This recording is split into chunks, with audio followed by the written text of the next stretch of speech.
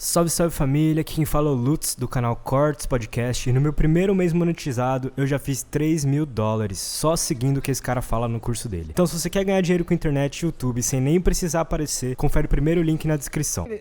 Veio férias, a presidência da turma responsável passou para o Cássio Nunes Marques, que foi quem o Jair Bolsonaro colocou no STF, aí ele adiou, engavetou mais ainda. E aí o STJ aproveitou toda essa brecha. Isso assim, caiu com o Gilmar em janeiro do ano passado. É mais de 1 ano e meio engavetado. Durante esse processo, teve um outro julgamento, lá de um sujeito chamado Márcio Bittar, que era deputado federal, virou senador. Aí o STF deu uma decisão, não, precisa manter o caso dele, estava sendo acusado lá de mau uso de verbas também. Tem que manter o caso dele no Supremo, então mantém o foro privilegiado, porque os crimes aconteceram quando ele era deputado federal, mas ele virou senador, então o Supremo decidiu manter o foro privilegiado. E aí vem o STJ e fala, não, o caso do Flávio Bolsonaro, ele era deputado estadual, virou senador, não é a mesma coisa. Mas aí fala, não, mas por analogia e tal, é mandato cruzado e tal, sendo que o que o STF tinha decidido em 2018, desculpe me estender, mas é que esses casos são meio complexos, mas é só para dar uma dimensão, né, da quantidade de manobras. O que o STF tinha decidido em 2018 não era nada disso. Era que deputados federais e senadores que são acusados por algo que aconteceu nos seus mandatos, mas que saem do mandato, seja porque acaba, seja porque renunciou ou qualquer outra coisa, eles perdem o foro privilegiado no STF. Então, o caso deles é remetido para o juízo de primeira instância. Foi só isso que o STF decidiu, sem pensar em todas as outras possibilidades. Quer dizer, o deputado estadual que vira senador, ele não pensou nisso. Ele só decidiu aquilo ali. Aí você deixa uma série de brechas e o STJ julga o caso do Flávio Bolsonaro antes do STF ter decidido exatamente o que deve ser feito, faz uma analogia no caso do mandato cruzado e tal. E aí, o que é mais importante disso tudo, se você não entendeu nada, presta atenção agora. É que ele fala assim, olha, tudo que foi decidido até aqui, todas as provas que foram coletadas têm que ser jogadas no lixo. Estão anuladas, porque esse juízo de primeira instância não era o competente, não é no sentido de qualidade, tá? De jurisdição, para fazer essa investigação, para comandar essa investigação. Então, eles tomam uma decisão a partir de uma regra inexistente, que passa a ser criada agora, que passa a valer agora, e usam essa regra para trás. Então, você passa ali anos fazendo uma investigação e coletando todas as provas. Quem quer, olha, procure no Google, íntegra denúncia Flávio Bolsonaro, Fabrício Queiroz. Você vai ver lá provas cabais da ladruagem no gabinete.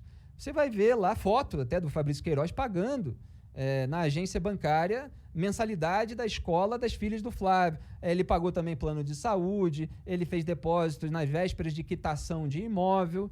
Então, eles tinham um esquema de você roubar a folha salarial da turma do gabinete. Então, você empresta um nome como suposto servidor, né, comissionado, que ele chama, é o funcionário fantasma. Ele empresta só um nome, que é para o líder e o operador poderem abrir o cofre público para ter a remuneração para aquela pessoa que supostamente estaria trabalhando. Não estava, a investigação mostrou isso. Ela recebe na conta, saca e entrega o dinheiro para o operador coletar e depois ele faz depósito na conta do líder da quadrilha e tal. Esse é o tipo de esquema que é ladruagem. Você tem um batedor de carteira que está roubando aí na esquina e você tem político que bate muitas carteiras ao mesmo tempo, é o dinheiro dos pagadores de impostos. E você tem um monte de pilantra aí que finge que esse tipo de ladruagem não é ladruagem, né? É pessoal que fica passando pano para isso. E a investigação ainda mostrou que os funcionários fantasmas realmente não trabalhavam. Quer dizer, tinha gente lá em Resende, 3 horas do Rio, tendo outro trabalho, nunca estava lá na Alerj, pegaram os celulares nunca estavam lá em torno. Então, uma investigação minuciosa, completa, que vai ser jogada no lixo. Agora o MP está pensando no que fazer, como recomeçar. Porque, assim, pode recomeçar, só que você meio que vai bloqueando todos os caminhos. Caralho. E é muito parecido com o que aconteceu com o Lula também. Então, se formou, né, foi a minha análise de 2019, quando isso se formou de fato, essa frente ampla pela impunidade, que reúne lulistas, bolsonaristas, velhos tucanos e centrão. E agora o Bolsonaro está junto de uma maneira imensa aí com o centrão. É que faz todo sentido ter essa parada, porque imagina quem que tá há anos na política e não tem o rabo sujo de algum jeito. Eu acho que todo mundo ali tem, e esse é o medo que eles têm. E, caralho, se a Lava Jato começa a investigar todo mundo mesmo, os caras vão chegar em mim. Porque eu já fiz muita merda. E todo mundo, eu acredito chegou, que lá né? já fez muita merda, né? Pois é, chegou em vários, obviamente tem exceções, né? São 513 deputados, 81 senadores, a gente torce para ter exceções, tem algumas pessoas ali que estão combatendo, mostrando alguma firmeza moral, mas é muito membro da velha política que tem o seu telhado de vidro e foi acusado, não só pela Lava Jato, várias outras operações, mas aí todos se juntaram para desmantelar essas ferramentas e para que não só eles escapassem do processo, mas para que pudesse haver a reestruturação dos esquemas criminosos. Então você teve governo, e muitas vezes as pessoas querem analisar duas épocas diferentes, mas em que estão acontecendo coisas diferentes. Durante os 4 governos do PT aconteceu uma roubalheira desenfreada, que uniu vários campos, não só os petistas.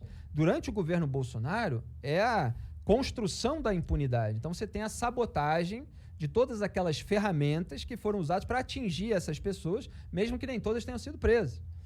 Então você tem um período de roubalheira e você tem um período em que todos aqueles que chafurdaram nessa lama estão unidos para blindar a classe política. É esse período que a gente vive hoje. E, obviamente, uma terceira via precisa apontar isso, né?